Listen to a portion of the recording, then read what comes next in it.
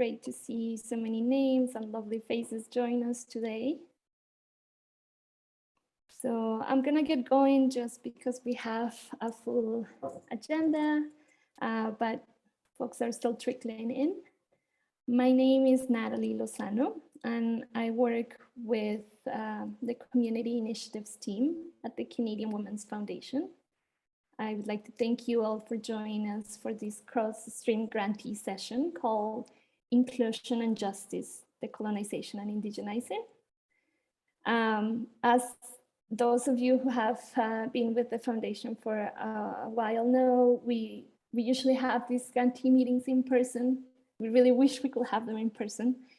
That's the way the world is right now. And so we are also excited about this opportunity of bringing different grant streams together to learn together, to be in conversation together. So we're trying this year, the cross grantee sessions where everybody comes together, and we hope to get your feedback to see if it's working. Thank you for joining us. We're very excited about, I'm particularly very excited about the conversation today. It's something I think about in my daily basis and something that I'm excited, a conversation that I'm excited to witness today and to learn from and to act on. So today's Zoom meeting is being recorded, and the recording will be available on our YouTube channel. So feel free to turn off your camera as we will be spotlighting the panelists and the interpreters. And also please make sure you mute your audio. A little bit of technical details. If you haven't already, please click on the interpretation option at the bottom of your screen and select the language channel. We have interpreters working today to make sure everyone's words are translated. But if you have a problem or a challenge trying to click on the interpretation, please put it in the text and one of us will try to guide you through it. There is also captioning available, so please turn that on by using the CC block along your toolbar. Again, if you have challenges with that, please post it in the chat and we'll message you right away.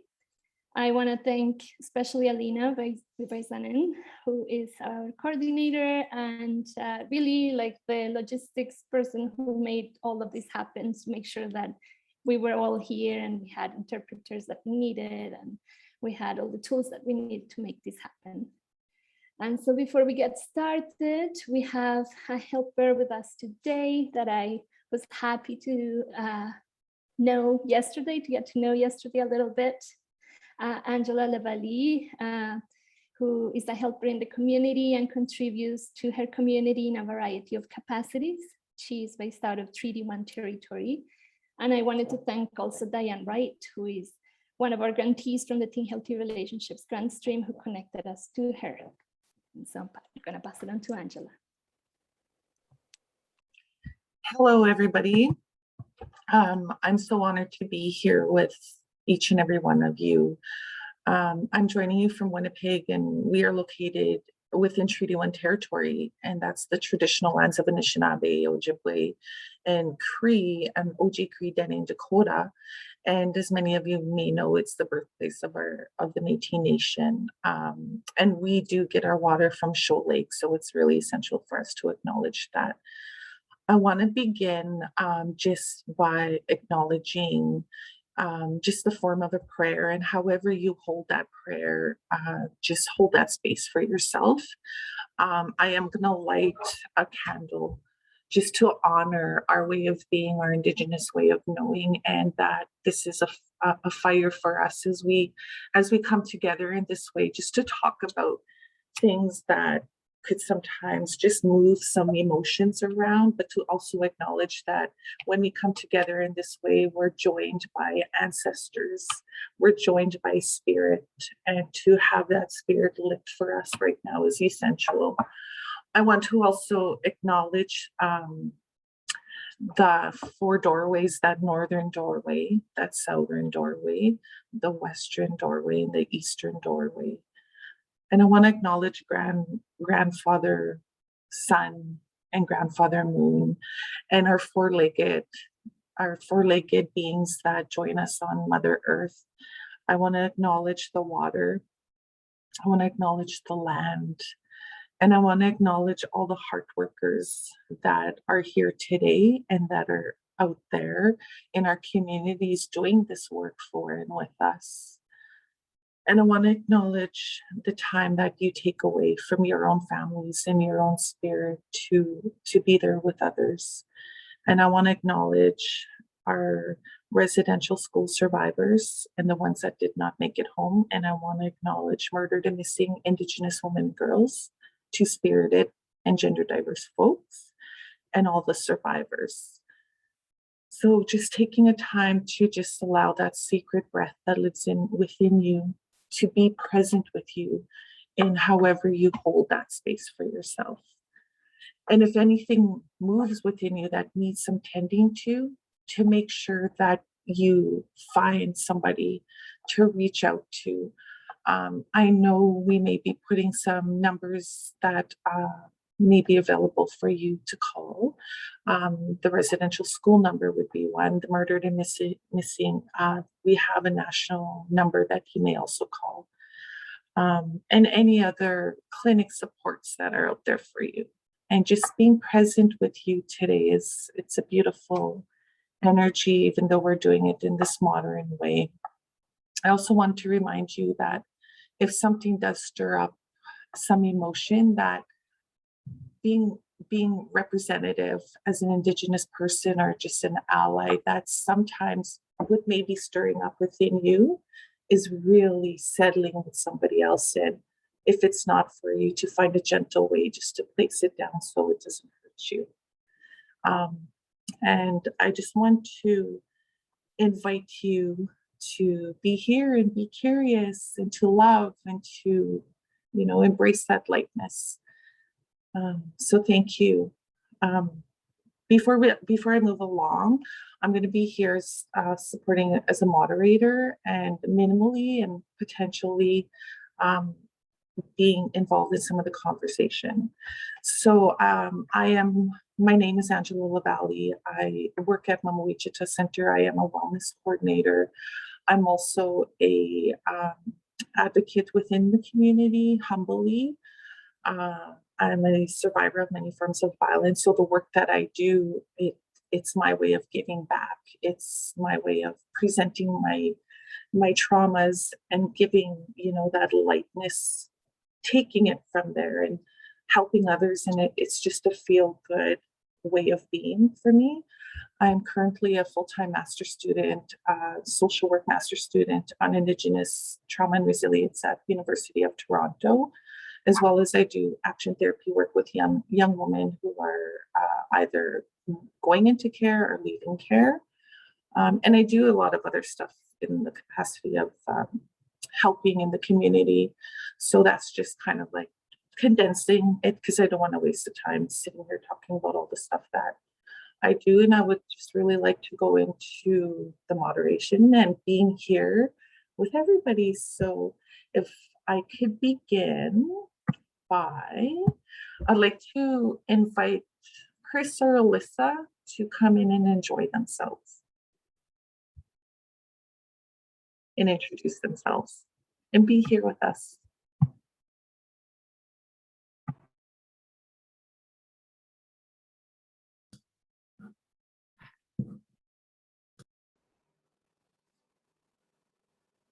I see that I'm pinned, so I'll begin. Wake no wake, Kris Archie Rensquest, that's K-R-I-S. I'm really honored to be here this morning. Cook's Gem, thank you to Angela for your words, to the fantastic folks, all the team of folks who put this together, to the interpreters who are making this possible and more accessible to others. Kris Archie Rensquest Sequatm Degelmo from Zeskin. So that's in my language. And that's telling you that my name is Kris Archie. And in my mother's community, I'm really fortunate to be deeply still connected to the homelands of the people that I descend from, that I'm connected to. and I'm really fortunate to still have access to my homelands where I can go and be with my ancestors who have lived and loved and died and continue to do so in that same territory. My father is a fourth generation settler Canadian whose family benefited from the intergenerational wealth built on stolen land as immigrants came to Canada in the late 1800s and were given land that was not theirs to be given, especially around southern Saskatchewan. So two communities there, Maple Creek and Ravens Crag, are where both my paternal grandparents spent their life growing up and spending time. I'm a mother. I have a 21-year-old son, and I am super delighted to be a pretty cranky auntie more and more as I get older and embrace my gray hair and just enjoy the stage of life that I'm in now. I'm also the CEO with the Circle on Philanthropy, which is a national organization that's really all about redistribution of wealth from what we call settler philanthropy. So that's organizations that have built their wealth on the lands and backs of Indigenous peoples and continue to do so through investment practices and real estate and transactions, among other things. But our goal is just to move money from settler philanthropic organizations to Indigenous-led programs, grassroots organizations, and directly to nations. And a lot of how we do that is really just trying to be in a space to ask questions, to invite curiosity. And I'm just really delighted to be here because it's not often that I get to be hosted by such amazing racialized and Indigenous folks for this kind of a conversation. So I'm excited and delighted to be alongside Larissa. Kukshem.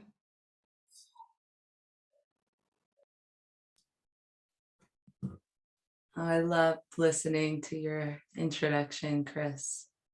Beautiful. I'm so happy to be here with you. Danse Larissa Crawford Dishnik Goshen, Calgary New Weekend, Pimi Famille Penetenguesh in Pi Jamaica New Con. Bonjour, je m'appelle Larissa. J'ai une ascendance métisse de Penetengueshin et une ascendance afro-caribéenne de Jamaïque.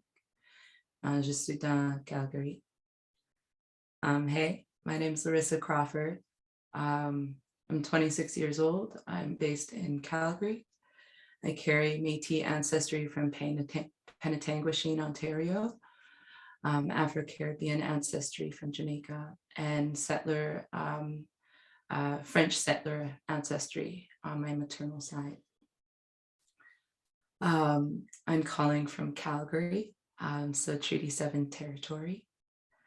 And I'm really excited to be here. I think about this idea of indigenizing and decolonizing very often. I will say just right off the bat that I am recovering from a pretty severe brain bleed. And my brain pain is quite severe today. This is actually my last contract of the year.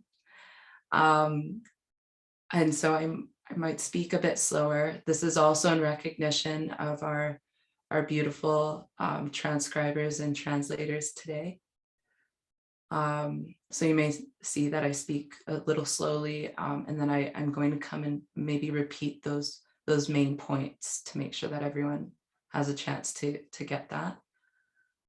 But I'm just coming to this space in quite a bit of pain. I mean, I'm an Indigenous and anti-racist researcher. I've published some work, mostly in the energy and climate justice and environmental spaces.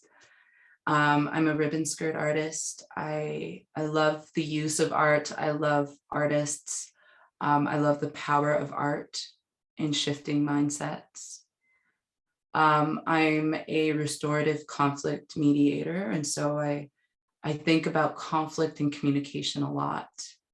I was trained in the Western system of conflict resolution and alternative conflict resolution.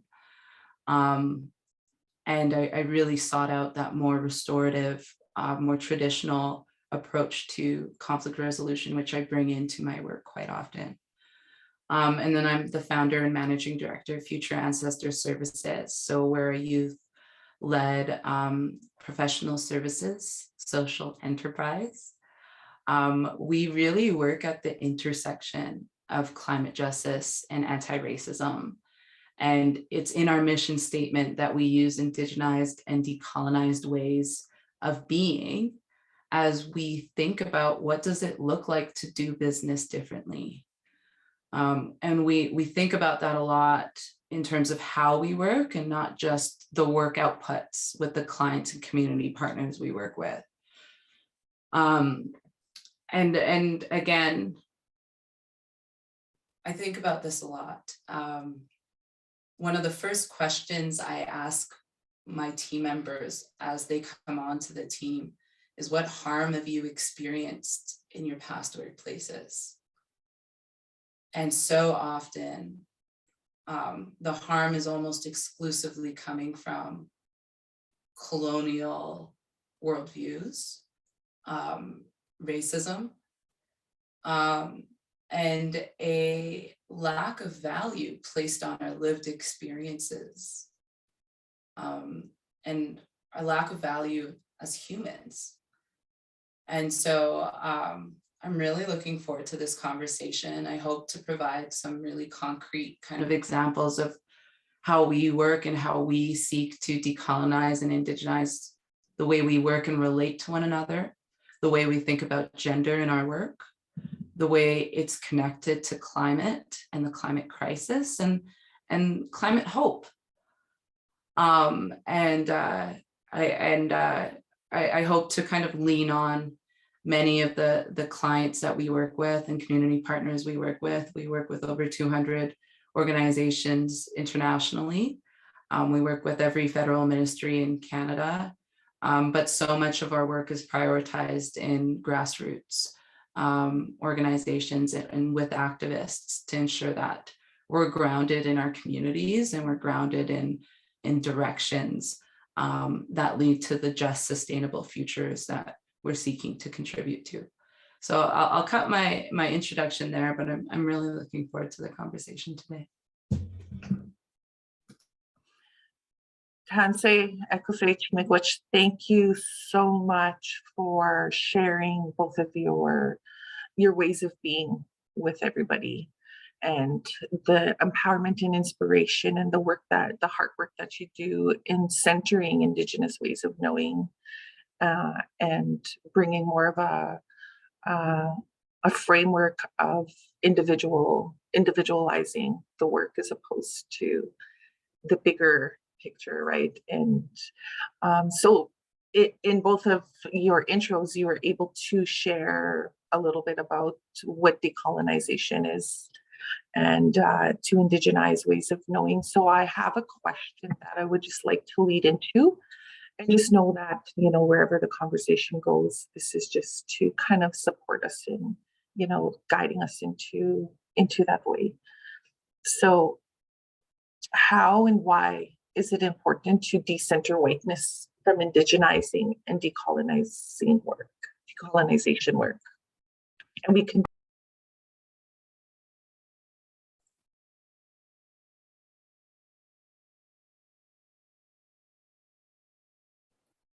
Angela, I believe there is you might have muted. There we go. Okay, do you hear the question? Okay, my apologies. How and why is it important to decenter whiteness from indigenizing and decolonization work?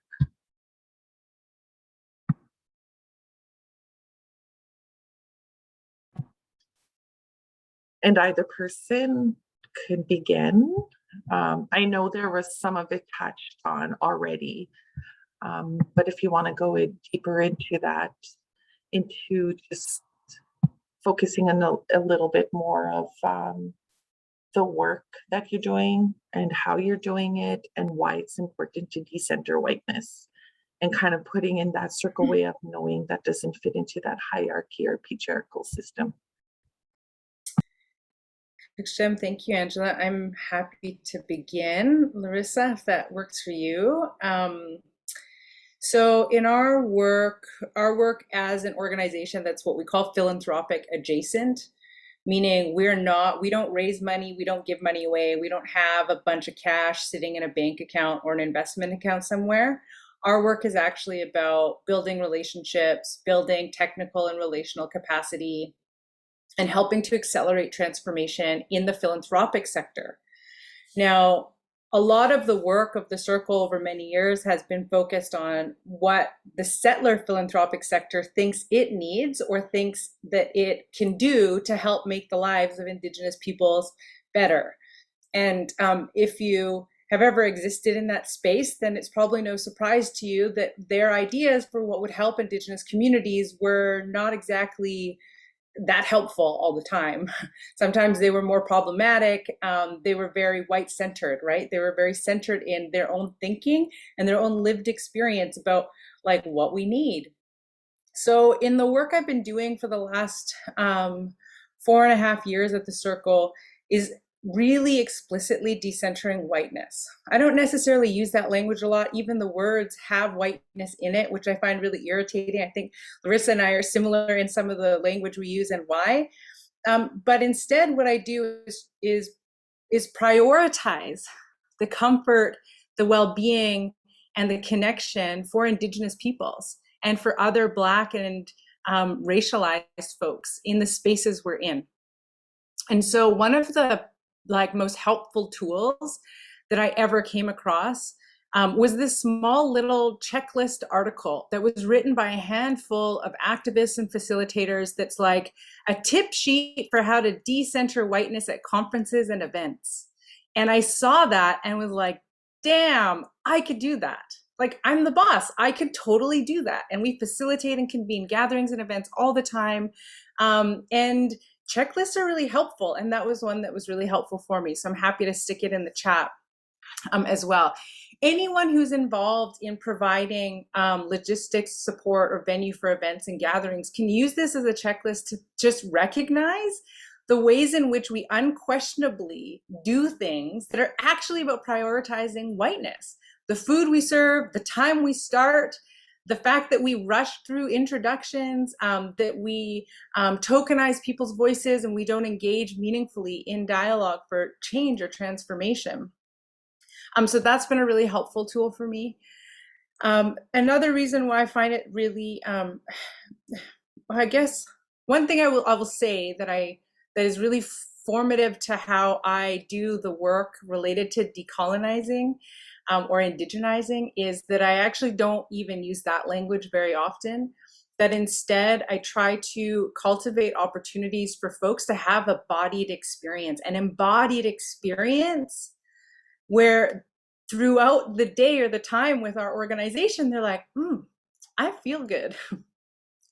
What's going on? I really feel like I'm connecting with people across Zoom. Or they leave an event or gathering and they feel good. And they realize later that, like, holy crap, I didn't experience microaggression and harm in the space because the atmosphere and the hosting was Indigenous led. And we're taking care of and prioritizing the care and the well-being of Indigenous and other equity-seeking folks and communities. So for me, my focus is less about helping white folks figure out how they can do the work and more about inviting Indigenous and other folks to have an experience of what it feels like when we can be together in our work and experience less harm and dream into a different kind of a future. So this notion of when I first heard about this, it was a trend, right? Of like, we're going to decolonize all the things. I remember looking up the definition for decolonization, and it's about a withdrawal of participation in colonial behaviors. And there was something about it that really tweaked for me that I actually wasn't interested in a withdrawal because the warrior in me was like, I don't withdraw, like mama's gonna fight. And so I actually thought that rather than this notion of withdrawing, I actually want to move toward, and I want to move towards a future that we can dream together.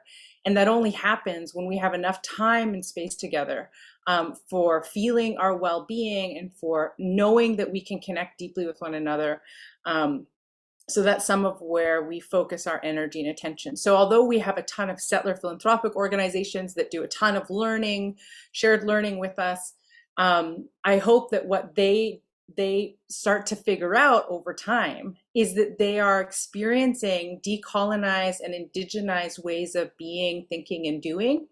And that part of why I don't give specific explicit language about what we're doing in terms of our pedagogy and our approach, I'm like giving you all the goods here, is because I don't want that language to be what's it called, extracted and used without an understanding of what it feels like. So our language as an organization gets co-opted. As Indigenous people, as racialized folks, our language, we do cool things, we use different language, and someone comes along and scoops it up and gets a federal grant to like do a thing or do a big research thing. So I'm very cautious about language and more want to focus on giving folks an embodied experience of something that feels more nourishing than harmful. Thanks, Jim.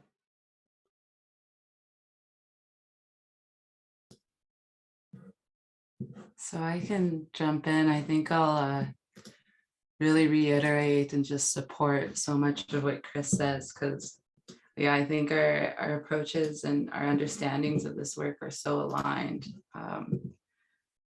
So beautiful. Thank you so much, Kris. I'll start with something a little, I guess, harder to hear. And then I'll get into kind of a few key pieces about the, like, kind of what I think about decolonizing and indigenizing work. So the first is, I think we need to be more critical as Indigenous peoples of decentering whiteness in our own work and in our own understanding of indigeneity. And I say this because so much of our work, like Future Ancestor Services logo is an Afro-Indigenous little logo. It's the first one I've ever seen. And that's why I wanted to make sure it was very visibly Afro-Indigenous. And over the past 2 years, I've done a lot of work through Future Ancestor Services in bringing this conversation to the forefront of Indigenous spaces. We saw this harm that happened, especially this past year with the Sephora Indigenous campaign, where Afro-Indigenous activists very clearly articulated the disappointment of a lack of diversity and the centering of whiteness in who they chose to represent all Indigenous peoples in Canada.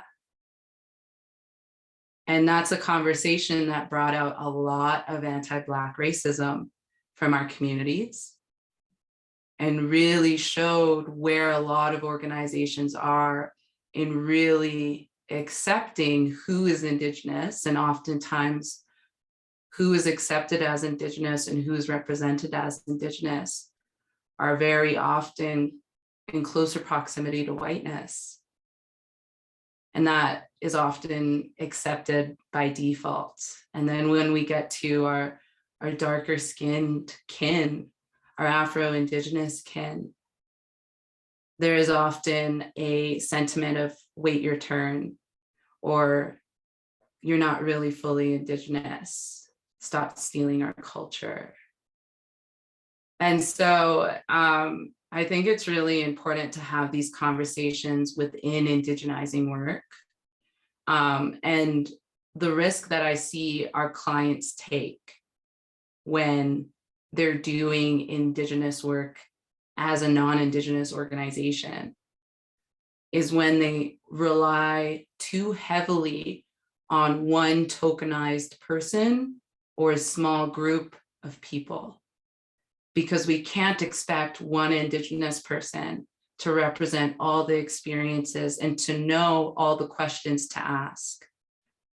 And so the risk that so many of the clients that we take on and don't take on have is that risk of pan-indigeneity, of contributing to again, a standard of whiteness when we talk about indigeneity. And so this is something, again, I often see, and something that I want more organizations to understand is that if you have one consultant, if you have one organization and a relationship with them, that's not enough. And we need to actively seek to build our understanding of where are the gaps in our perspectives, and constantly assessing, are we engaging rural Indigenous peoples? Are we engaging Northern Indigenous peoples? Are we engaging Afro and darker skinned Indigenous peoples just as much as we accept and bring in Indigenous peoples' closer proximity to whiteness? So that's something I've really seen over the year. And I'm really careful of this too, because I'm very privileged in so many ways. I've had access to post-secondary education. I come from a family of teachers who have gone through post-secondary education. I live in an urban setting. I used to live rural, but now I live urban, and I see how my privileges shifted once I moved. Here's a tool that I've used, and this is something that I use personally, but also something that I help organizations and that we help organizations think about is kind of what are we doing and what are we asking when we're saying we're doing an Indigenous focused opportunity. And then on my end, what do I ask myself before accepting an Indigenous focused opportunity? And what am I maybe taking away by accepting this? So oftentimes I'm turning down really big opportunities. So I'll put this checklist. So there's one of the first pieces. Future Ancestor Services as well. We did a Afro-Indigenous witness sharing circle in 2020. And so I'll share the link to the video as well. If you're interested in learning, here we are, sharing circle. And so in this sharing circle, we brought together, I think it was 5 Afro-Indigenous women and non-binary people to share about our experiences in navigating and decentering whiteness within our own communities and within the work of indigenization. So this is also something I'll share. This is also something I'll share in the chat circle. So that's really what I wanted to start off with. I know it's a bit more uncomfortable to talk about, but it's a conversation that I believe needs to happen more and more openly. And I think non-Indigenous organizations and people need to be more aware that this is a conversation and this is a concern that's very relevant right now. When I think about decolonizing and decentering whiteness, oftentimes we don't think of time. And I'm really glad that Kris mentioned that, our use of time in shared spaces, how we relate to time. And I love talking about this and thinking about this because it requires us to think about time beyond our workplace. It requires us to bring an understanding of colonization, decolonization, and indigenization into our whole being. So Future Ancestor Services, we did quite a bit of research on how our time was colonized, our relationship to the time was colonized, and where that came from. I'm going to be sharing this. I also have this in French, so I'll be sharing both policies. We have them in English and in French. And this process of our time being colonized and where it comes from is very haunting. Time and relationship to time was used by colonizing states, particularly the British colonies. It was used as a weapon to dehumanize African and Indigenous peoples around the world. It was used to position us as culturalists, as savages, as without religion. This urgency and productivity and how it informs our time emerged as capitalism was taking over through these British colonies, where religion, Christian religion, was increasingly becoming aligned with industrial capitalist society. So when we understand that history, when we understand how our ancestors were dehumanized in the way that we related to time, it becomes not only a mission of doing this for the sake of indigenizing and decolonizing, but for the sake of honoring those ancestors. Now, when we think about this in practice, this is what this kind of policy goes over. Some of the ways that we think about decolonizing time looks like, I have a 4-day work week, and I made sure that my team has the choice to work as much or as little with regards to their schedule as they'd like. Our entire team is expected to take a full month off a year. And I know that this isn't often feasible for many organizations, but we started thinking about this at the foundation of who we are and what we want. We encourage our staff, like our team, to use out of office emails to say that we are taking time away from our emails, or to articulate boundaries.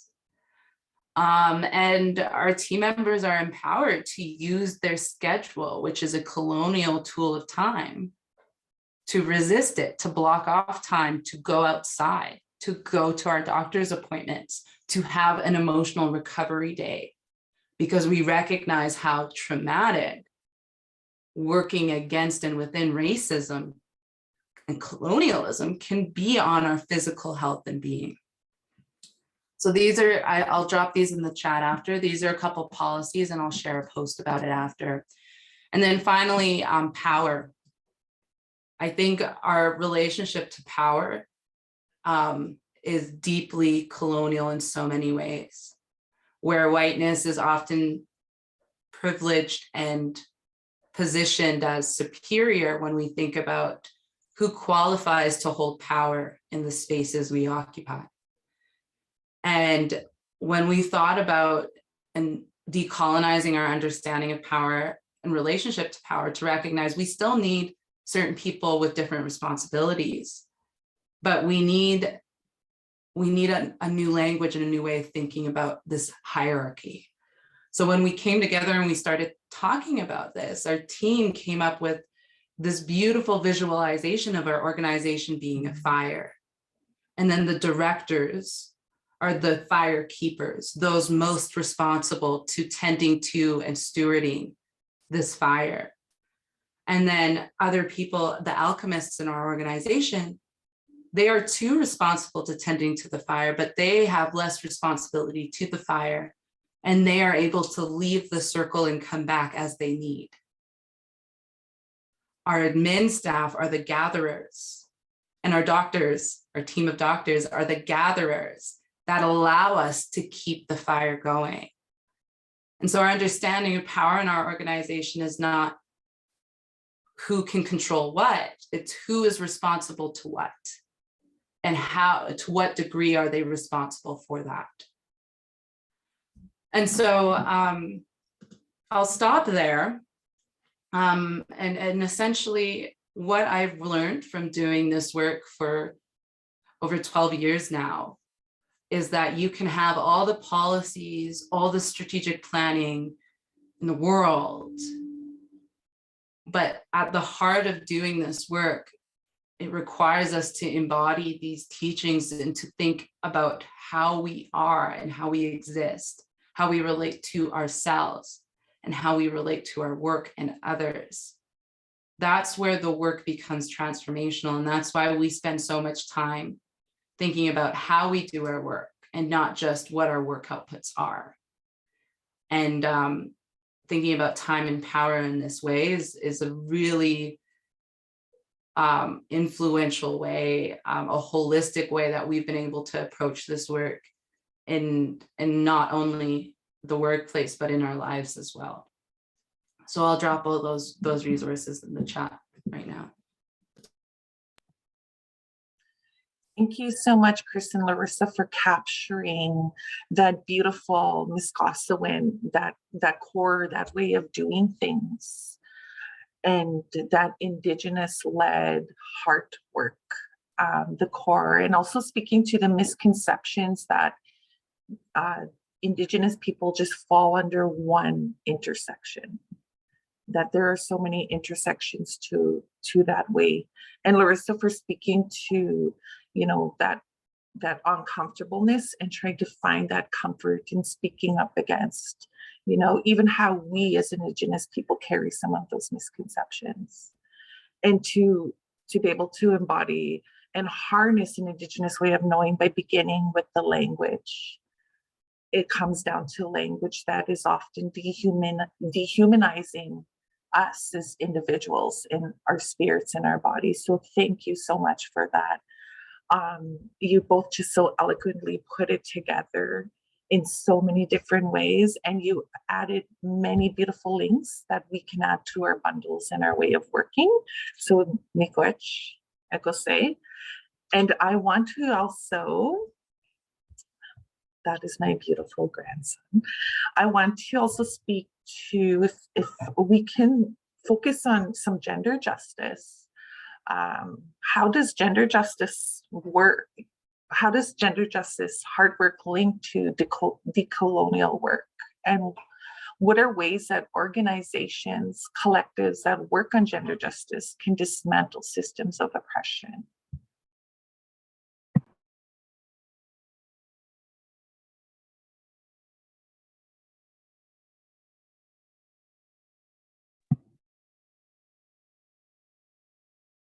Either of you can, oh, Larissa? I feel I just spoke for a while, so Kris, if you wanna go. Oh, I could try. Oh, no. But first, let's just do a test. How well can you all hear me? Are you hearing an awful noise? You can hear me? Okay. I will see how well I can formulate my thoughts while it's okay, Pepper. It just turned off. Yay! Fantastic. Whew, that was loud noise. I have hearing loss in my left ear, and there are some noises that are like extra distracting and difficult, that whole thing. So I was like really trying to listen in deeply and hearing like all of these strange rustling noises in the speaker system. So thank you for that patience. And Larissa, just like, damn, just like dropping it down in really clear ways. And so actually before heading to the gender justice, I wanted to add on two other pieces. One about proximity to whiteness. This is something that I've been trying to bring up as a biracial Indigenous leader in this country. And whenever I talk about it, people shut me down. And typically it's my own people, right? It's other Indigenous people who are like, we don't talk about that. It's like, we're not willing to talk about how most Indigenous leaders that probably all of you all work with or know in the settler philanthropic space or in Indigenous community spaces or in national leadership positions, almost all of us are biracial, and meaning like that we're Indigenous and white. Let's not even get started about the lack of representation of Afro-Indigenous people in these spaces. But I just say that it's really important to cultivate an awareness for who you feel comfortable with and why. And just notice, just begin by very quickly noticing that whether or not the Indigenous folks that you turn to, that you're comfortable with, that you ask for support, that you lean on, or that you fund, see how many of them are biracially and have settler parents or roots. The other thing to notice in terms of this proximity to whiteness is to recognize the ways in which there are more and more Indigenous folks who are what I would call like late in life to their indigeneity, to their community, to their language, to their roots, and they're ending up in positions with significant positional power and or authority over policy related to land or language or education or programming And they're not even deeply connected to the place that they're impacting or to the people. They don't even have the relationships to the people on whose land they're going to give input into. So I really just wanted to add those other pieces. They're very important, and I feel like it's true not enough folks are talking about that. But for settlers in the space, I think it's important for you to be asking yourself, who am I more comfortable with and why? That's one great way to just start noticing that behavior. And then also about time, like this is one of the things that I think I just go on about mostly try and just create this sense of spaciousness, that urgency provides a sense of busy making. It is a demonstration of capitalism and harm and patriarchy that harms us all. And when you have an experience of spaciousness, it's very hard to try and convince yourself that working at the hustling pace you're working at is actually better, not only for you or the environment or for the labor that you're in service to. You will know deeply that like you're just kind of busy bustling along, but the quality of your work is diminished greatly. And this is one of the things that I know that my ancestors have been very clear about, is like we did things in the right time because we were in a relationship to the land.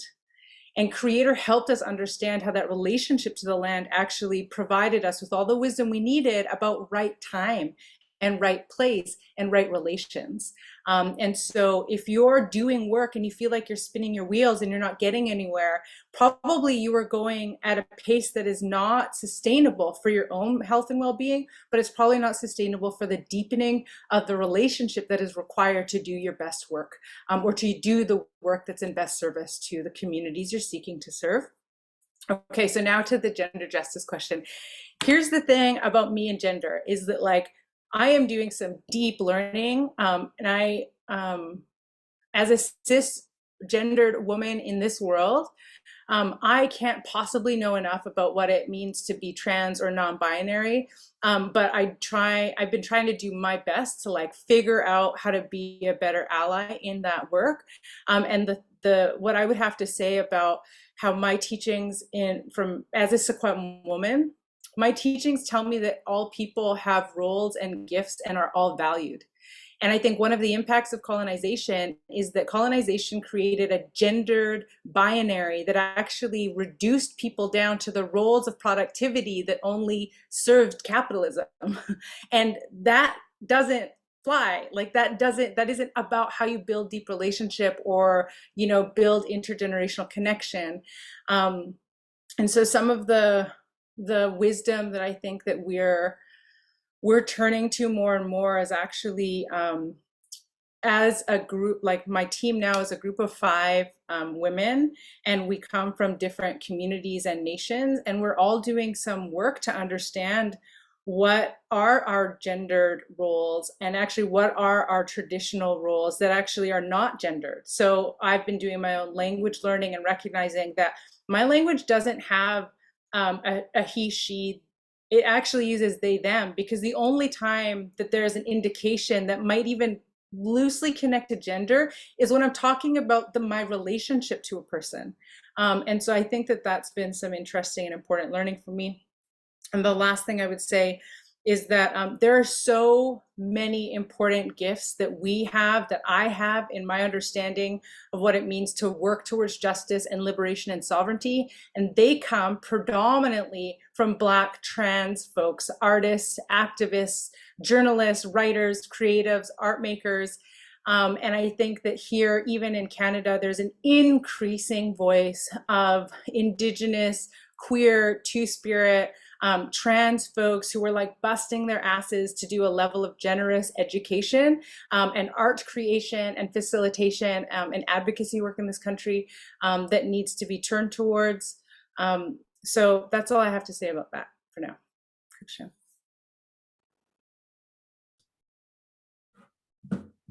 Kris, I just love listening to you. I haven't done this kind of thinking in a few weeks because it builds a pressure in the front of my brain.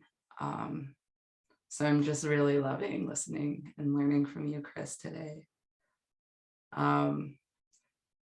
Yeah, I think if I could, like, what I can contribute to this conversation, I think, is especially at that intersection of gender and disability, because overwhelmingly women,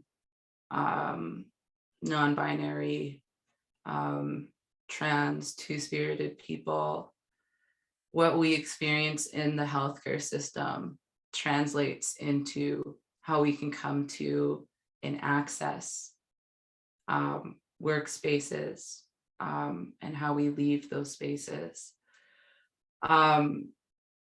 And gender justice, I find, too often negates the significance of disability in our communities, and in gender work.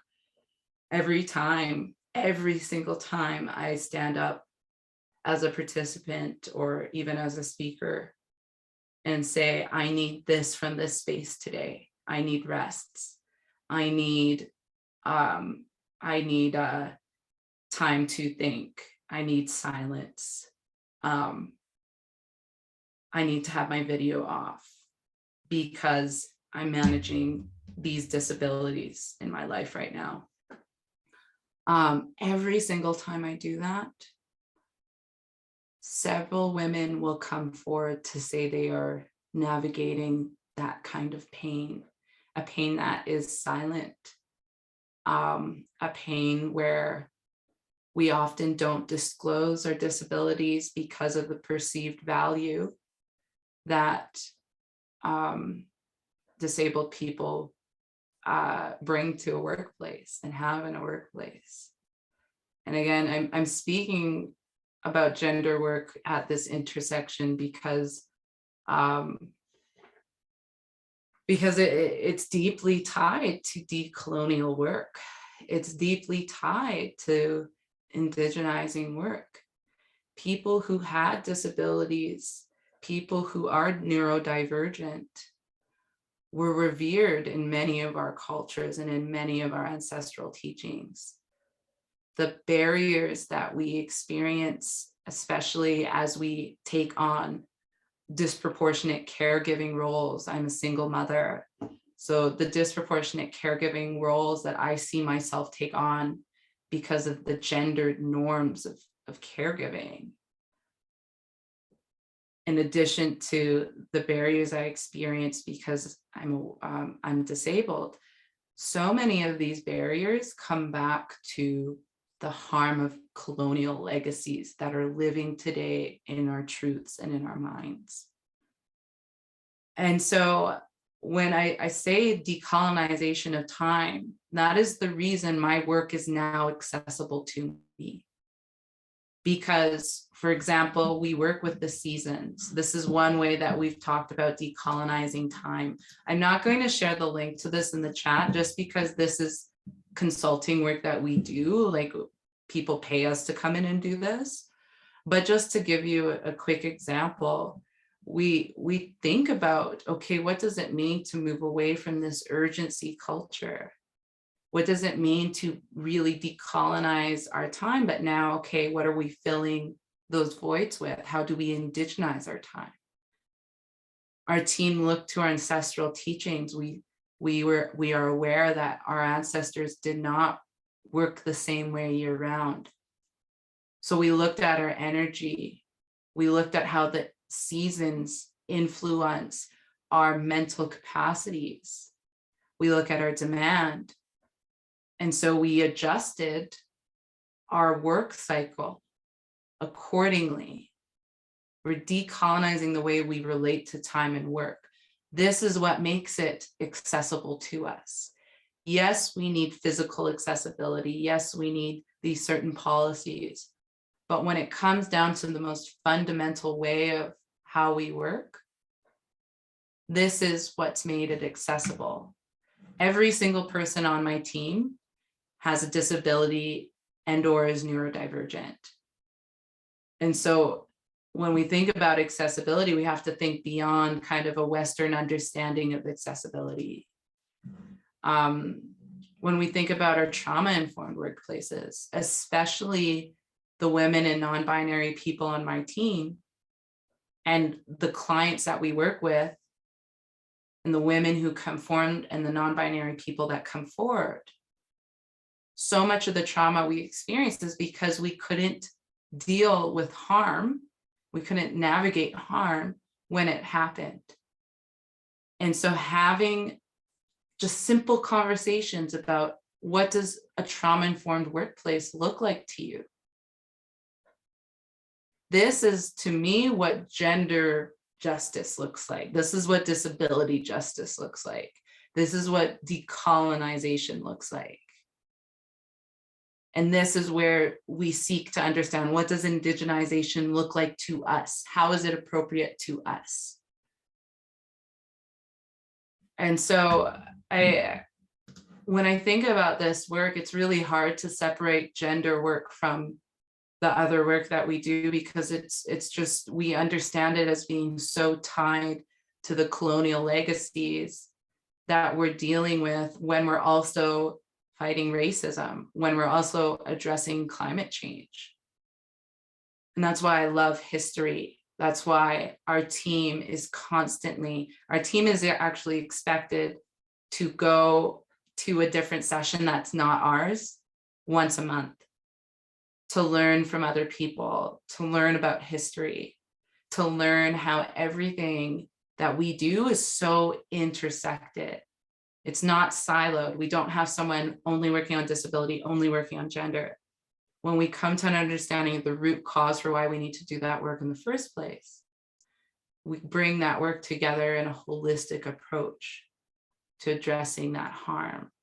So that's kind of how I want to just like close off my contribution. I know we're getting close to time, but I'd say that I'm not going to share these tables. If you'd like to learn more, you can definitely reach out to us.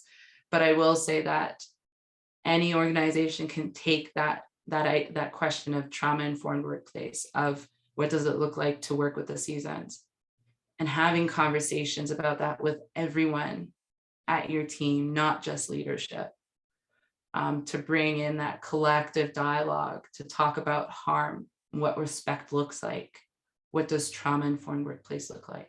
So I'll stop there, but having those collective dialogues, I think, is so important in defining what this means to you.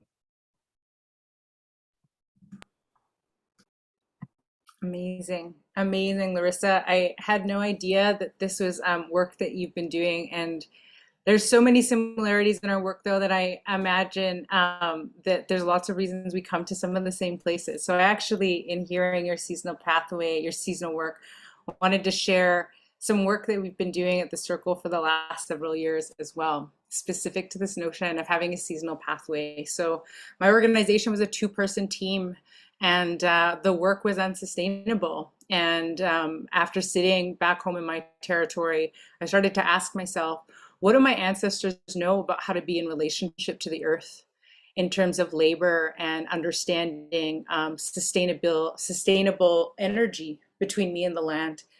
And so we actually then operationalized our entire work calendar over the next couple of years in this understanding, right? So for us, winter is the administration and policy work. Spring is about emergence and partnership. Summer is about our member engagement, deep connection, ceremony, and being with the land.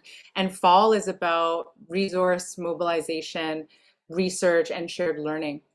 And so this, what I'm sharing here, is just an image of the seasonal pathway. We had conversations with our board. So we operationalized it, and then the board were like, hey, that looks really cool. Let's bring it up here.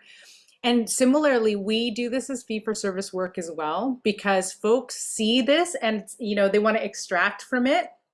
And they're like, let's talk about our work in the seasons. But like, they have no depth of understanding about actually being in relationship to the land. So they do these really false, fluffy, demonstratable, performative things. And it waters down the depth of the work that we're talking about. But it's so interesting, like how people just are like, oh my gosh, like this is so cool and interesting. It's like, yeah, and you're gonna have to pay for it to understand the depth and the value of this labor. So just wanted to share that, because it's been one of the most liberating behaviors in our work, to be able to bring myself, my teachings into the workplace to support the well-being both for myself and staff. But it was also connected to some policy we made around what is called a seasonal sabbatical. So I was like, if I'm the leader of an organization and part of my leadership is that I'm an Indigenous woman, then the organization can pay for my time to go home and be on my territory and learn my language and be with my community. And initially the board was like, well, but you have really great vacation time. I'm like, this is not what this is. So I have a seasonal sabbatical. So 1 week every season of the year, I am able to leave work and go home to my community or to participate and engage in work that supports my well-being, because my well-being as an Indigenous woman is deeply connected to my leadership of this national organization. So I definitely invite those of you with power to support Indigenous organizations to pay their folks well. So if you're approving grants, you should be taking a look at their salaries. Are they paying their folks living wage? Do they have benefits? Are they able to extend past 12 or 18-month contracts or 6-month contracts? And are leaders of organizations and folks all throughout, are they being given an opportunity to actually build their increased connection to culture and language and land? Because that's one of the ways that all of y'all can support the decolonizing impacts and the benefits of our organizations. And we're totally past time. I just want to thank you all again so much, so deeply. It's been such a lovely conversation. And Larissa, I've heard so much about your work and like have totally creeped on your website lots. But I definitely appreciate being able to hear you speak, and I send you lots of love for the healing. Brain injury is no joke. So I hope that you get the rest and healing that you deserve and require. Awesome. Thank you both so much. And thank you to all the helpers in the circle and everybody who's been engaging. You've added amazing resources to the bundles of every person here and shared knowledge, experiential knowledge as well, that we value in our communities. So I just wanted to remind everybody, I'm going to pass it back to Natalie. She's going to share a little bit about what our next steps will be. And this is a condensed version of the amazingness that goes out on there. And I know we spoke about the different intersections within our Indigenous communities. However, when we go back to the core of who we are, the beautifulness and the connection to land is embedded and being harnessed in the work that we do. So thank you so much, Natalie. Thank you, Angela, and thank you, Kris, and thank you, Larissa. I was sharing with the team externally in the chat that I feel so emotional at many times because I felt hurt and seen in so many of the things that you were sharing. I was trying to keep it together by drinking water. It's so wonderful to hear from all three of you and to have the possibility of strengthening those relationships among yourselves as well, because now you know each other a little bit better too. But thank you for letting us witness that amazing conversation that we're all taking to our everyday lives and works and roles and many capacities that we have. I know we're a bit over the time, but also whatever time, we were just talking about decolonizing time, so who cares? And but we're still gonna take the 10-minute break, everybody, so that everybody can have what they need to come back to the breakout rooms. As I mentioned before, Angela, Larissa, and Kris, you're welcome to join us, but you have medical things going, appointments, and many other commitments, so we understand if you can't. But the breakout rooms will be facilitated by 3 young people who have been working with the foundation at different capacities. Zoe, Marcus, and Ariane, and one of the breakout rooms will be in French, one will be English with closed captions, and one will be in English. And so you're gonna get to self-select into which breakout room you're gonna go to, but we're gonna come back in 10 minutes, so come back 10 minutes from now, because we're all in different time zones. If I say a time, we're gonna get confused. Thank you very much, all 3 of you. I'm thankful from the bottom of my heart, and I can't wait to continue this conversation until the breakout rooms.